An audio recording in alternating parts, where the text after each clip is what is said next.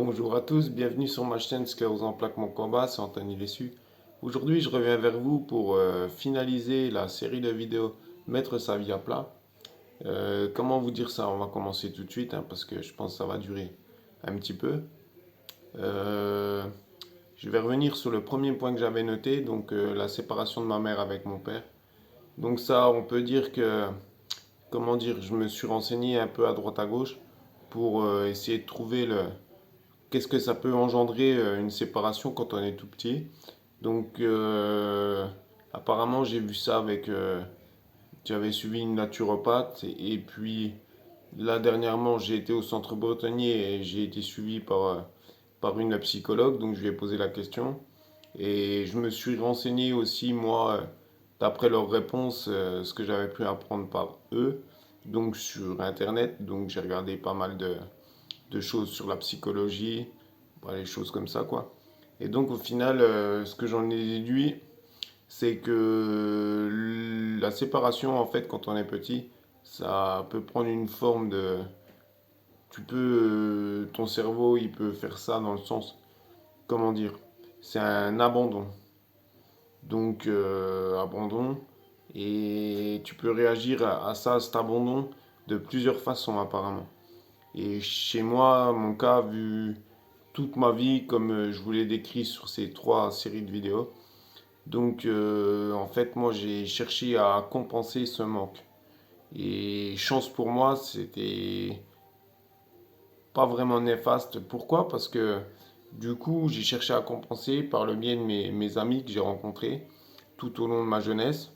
C'est-à-dire que si je prends l'exemple de mes amis proches, en fait, il y en a plein que j'ai rencontrés donc dès la maternelle, qui sont toujours mes amis au jour d'aujourd'hui, puis d'autres que j'ai rencontrés, on va dire plus tard au collège, qui sont aussi toujours mes amis.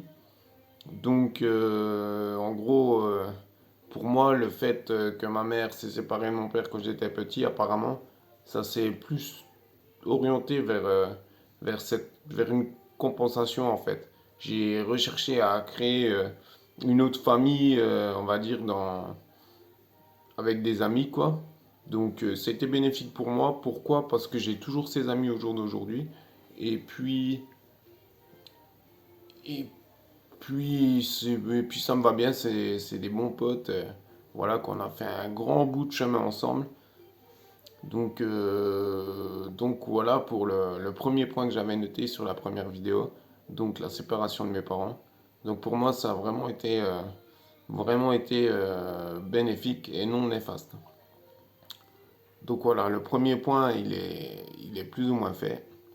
Donc on va passer sur le deuxième point que j'avais noté dans la première vidéo, c'est-à-dire ce petit problème de jambe gauche là qui fonctionnait mal. Donc si on regarde un peu la vie comme je l'ai décrit, on voit que dans ces années-là, donc vers le primaire, 7-8 ans, j'avais des difficultés pas des difficultés, mais j'arrivais pas à faire les mouvements comme il faut de la brasse. Et je veux dire, quand je regarde toute ma vie, en fait, on avait ce point-là au niveau des mouvements de la brasse. Plus tard, comment dire, quand je faisais la saison, par exemple, comme je le dis là, au niveau des décors de Noël, mon patron me disait que je boitais de la jambe gauche quand j'étais fatigué. Et puis, je vous l'ai pas dit, mais quand j'étais genre apprenti en chaudronnerie, en bac, je m'en rappelle, on était amené à souder des petits bouts de tôle là pour se faire la main. Donc à faire des cordons de soudure, soit avec un semi-automatique, soit avec une électrode enrobée, là, une torche. Donc vous tenez la torche comme ça, vous avez la baguette de soudure qui part comme ça, là, qui fait presque 30 centimètres. Et c'est vrai que quand je faisais les cordons, j'arrivais pas vraiment, j'arrivais bien à souder quoi, les 5 premières minutes. Puis après, j'avais du mal à tenir ma main comme ça, assez précisément, ce qui faisait que moi, je me disais, j'ai pas la main pour souder, quoi. Mais en fait, avec le recul maintenant, je me rends compte que avant de déclarer la sclérose en plaques, en fait, ce qui s'est passé, c'est que mon corps, en fait, comme le corps de tout le monde, ce que je veux dire par là, c'est que on a tous des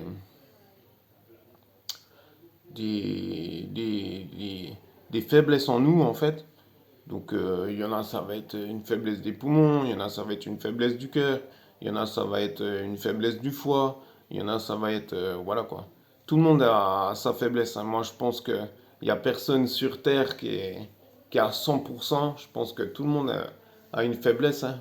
Il y en a, c'est le mental. Il y en a, c'est, voilà quoi. Donc moi, apparemment, vu mon histoire de vie, vu les petits feedbacks du corps, hein, tout compte fait, j'en déduis que j'avais déjà une faiblesse plus ou moins neurologique en fait, hein. Donc pourquoi? Parce que j'ai eu plein de fois, vous voyez, la jambe gauche qui bloquait un peu quand je faisais de la natation, j'étais déjà tout petit. Puis après, quand j'étais plus grand, j'arrivais pas, je voyais bien qu'au bout d'un certain temps à tenir, par exemple, la torche de soudure, mon bras devenait difficile à gérer. Comment dire?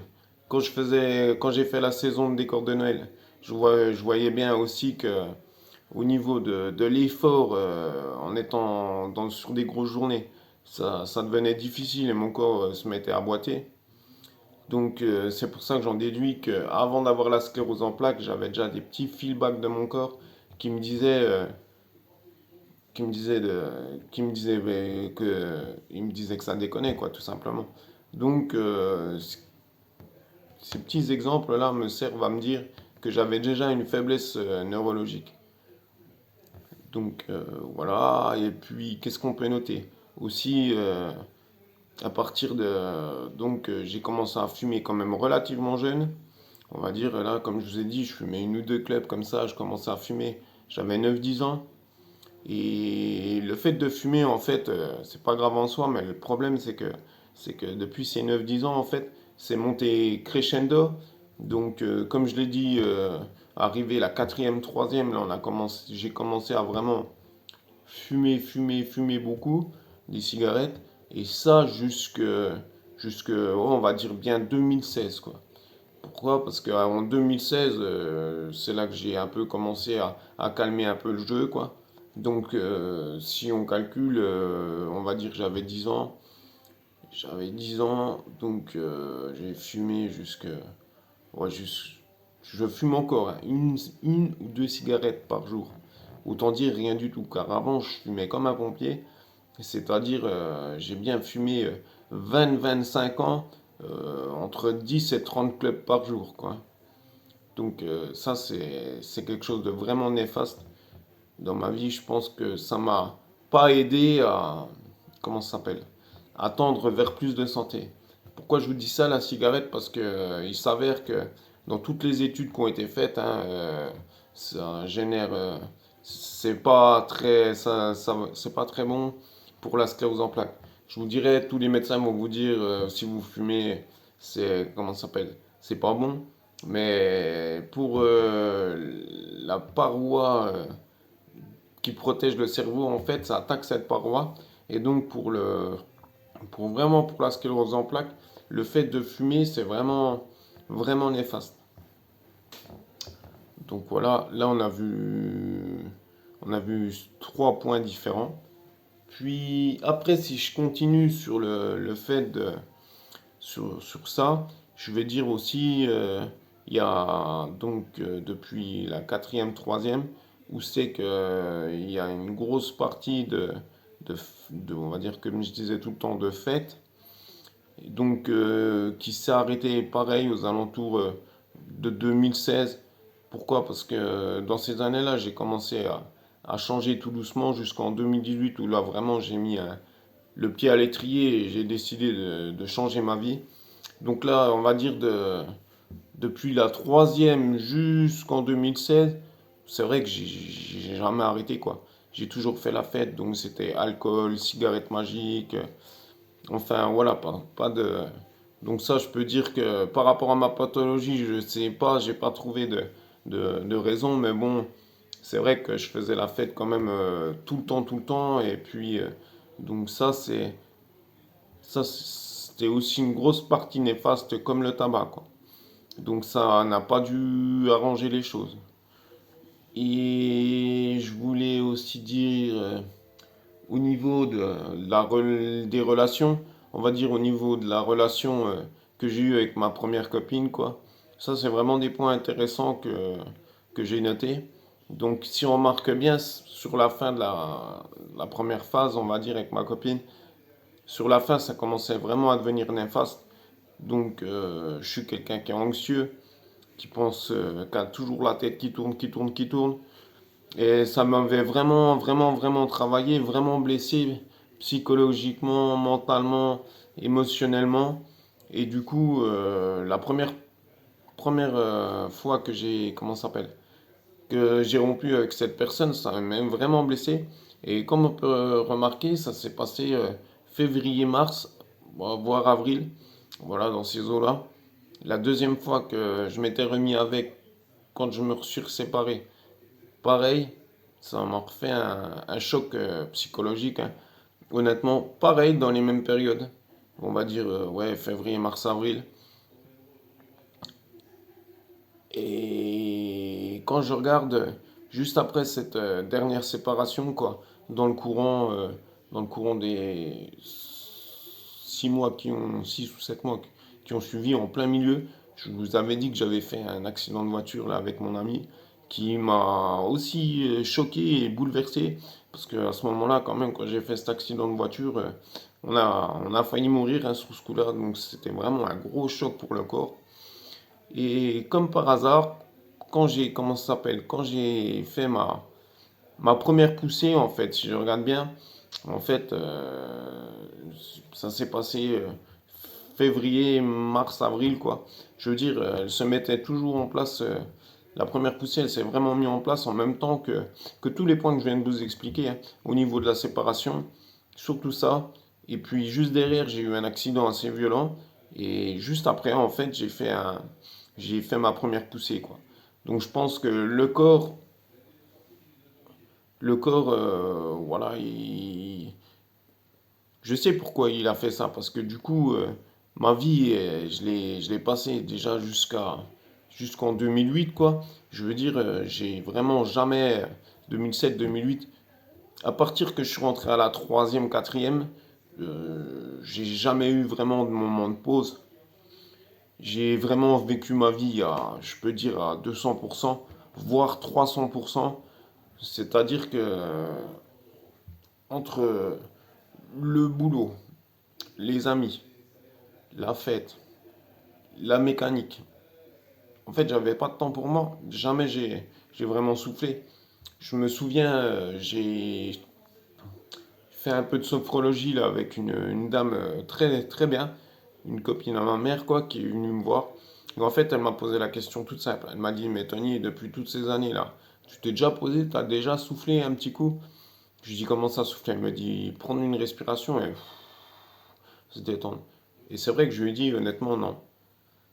Honnêtement non, j'ai jamais pris le temps de faire ça.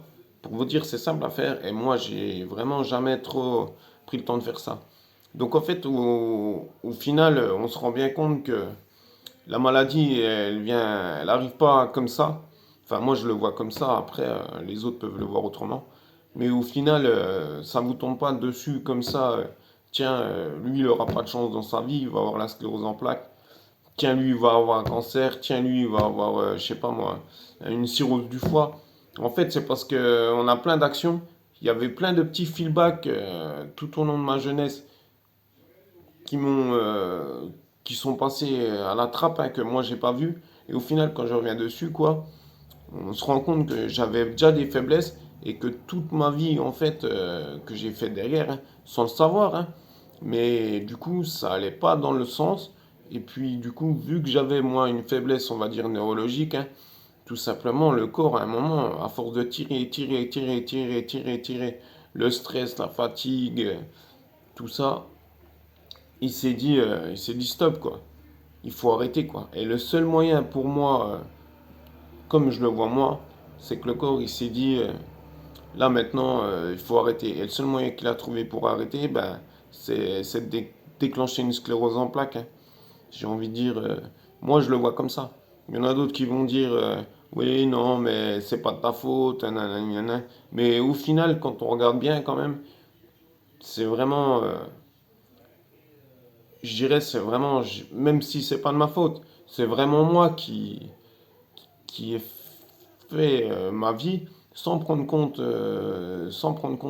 les petits feedbacks, les choses comme ça qui se passaient dans mon corps. Et puis du coup, j'ai tendu à perdre ma santé en fait, hein, en faisant tout ça.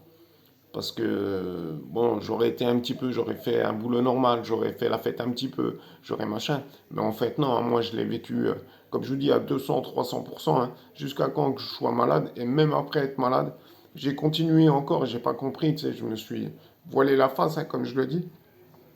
J'ai continué ma vie comme si rien ne s'était passé. Et du coup, c'est ce que j'aurais pas dû faire, hein.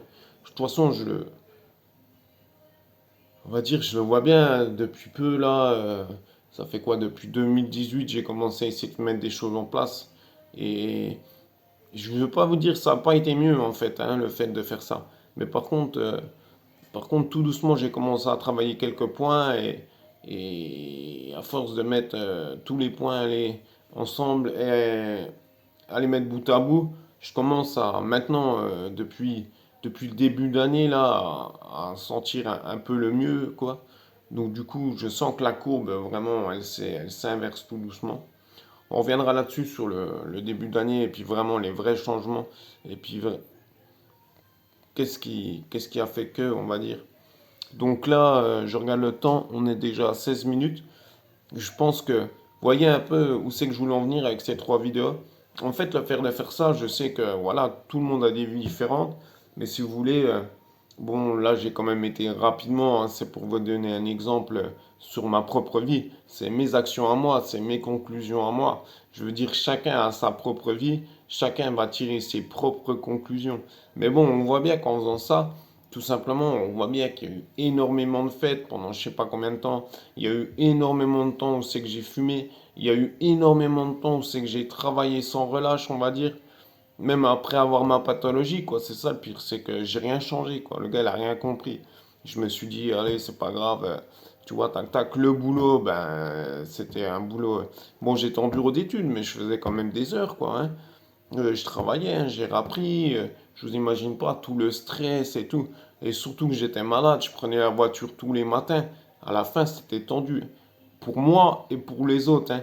Et du coup, je me voilais encore la face à ce niveau-là, hein. Du coup, maintenant, j'ai mis un petit peu là pour la conduite, quoi. On reconduira quand on pourra reconduire, parce que là, à la fin, c'était vraiment trop risqué. Pour moi et les autres. Donc, voilà, quoi.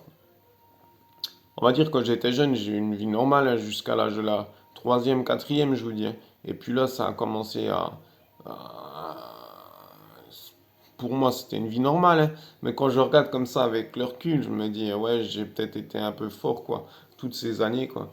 Je me dis, ça fait, vous vous rendez compte, 20 ans, j'en ai 38 maintenant. J'ai fait ça jusque au moins 35 ans. 35, 34, 35 ans. Ça nous fait donc, ouais, ça nous fait bien 15 ans de vie non-stop à 300%. Franchement, mon corps, je pense qu'il en a eu plein le cul. Et au lieu de faire un... Il y en a qui font des AVC, il y en a qui font des crises cardiaques, il y en a qui... Ben moi, mon corps, il a fait une sclérose en plaques, moi, je le vois comme ça. Donc voilà. Je pense que là, j'ai bien fait le tour. Vous voyez, en fait, le but, c'est vraiment de tirer des petits points tout au long de sa vie, comme ça, et puis d'essayer de les... Là, je vous le fais en live, hein, mais moi, j'avais tout noté sur une feuille. Je veux dire, il y avait beaucoup plus de points que ça, hein. Je peux dire, par exemple, le café, j'en parle pas, mais le café, à partir du moment que je suis rentré en apprentissage, c'est bénin, mais ouais, je buvais quoi? Vous vous rendez compte? Le matin, un café. À 10 heures, un café. À 1 heure, un café. À 15 heures, un café. Le soir, j'entrais du boulot après manger, un café. Ça fait déjà presque 5, 6 cafés par jour, quoi. Sans compter le week-end. Le week-end, c'était le double. C'était peut-être 10 cafés par jour, quoi. Et ça n'arrange pas aussi je pense, hein. Il y en a plein des points comme ça. Donc là, je vous l'ai fait, mais vraiment, quand vous mettre ça bien plat comme ça, c'est vraiment intéressant pour voir que votre pathologie, quelle que soit la pathologie, je pense qu'elle vient pas comme ça du Saint-Esprit, quoi. C'est, c'est, moi, ma pathologie, en tous les cas, j'en suis sûr et j'en suis convaincu. cette sclérose en plaques, c'est un peu de ma faute. Vous voyez ce que je veux dire? Je pourrais jeter la faute sur, par exemple, le vaccin de l'hépatite B. Mais au final, me- il y en a plein qui tendent à dire que c'est ça. Mais moi, j'en sais quoi? Personne ne veut se mouiller, personne ne veut le dire. J'ai beau chercher à gauche, à droite. C'est que des suppositions, c'est pas des faits. Moi, ce que je vois en faisant cette technique-là, c'est qu'on voit plus ou moins vraiment ce qui a pu engendrer une sclérose en plaques. Donc, je pense que c'est mon style de vie pendant des années, des années, des années qui ont fait que j'en suis arrivé à avoir la sclérose en plaques. Et ça s'est aggravé, aggravé, aggravé, aggravé derrière. Pourquoi? Parce que j'ai pas changé au bon moment ce style de vie. Mais bon, après, comme je le dis tout le temps, c'est si on savait tout, on ne serait pas là et voilà quoi. Donc j'espère que ces trois vidéos, mettre sa vie à plat et cette petite vidéo de conclusion, du moins grande vidéo parce qu'elle dure 21 minutes, vont vous servir à vous pour essayer de faire la même chose, pour, euh, pour tendre vers plus de santé tout simplement. Parce que grâce à cette mise à plat que moi j'ai fait bien sûr avant, hein, et ça m'a permis de travailler sur plein de points.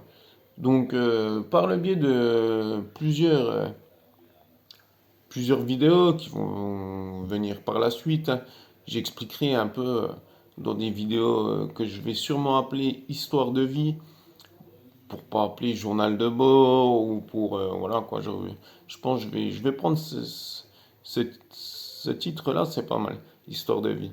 En fait, je parlerai un peu de tout. Je parlerai un petit peu, par exemple, l'exemple du café.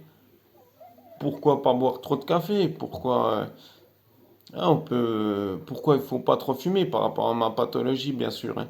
Mais pourquoi il faut, enfin, il y a plein de choses à voir. Donc, oulala, 22 minutes 20.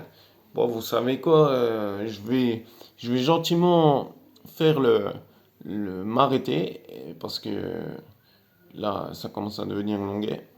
Et puis, je vous remercie bien à tous de m'avoir suivi. J'espère que cette série de vidéos, Mettre sa vie à plat, pourront vous aider pour essayer de trouver les points difficiles, bloquants, néfastes sur votre vie pour tendre vers plus de santé. Donc, je vous remercie à tous de m'avoir suivi pour cette vidéo de conclusion.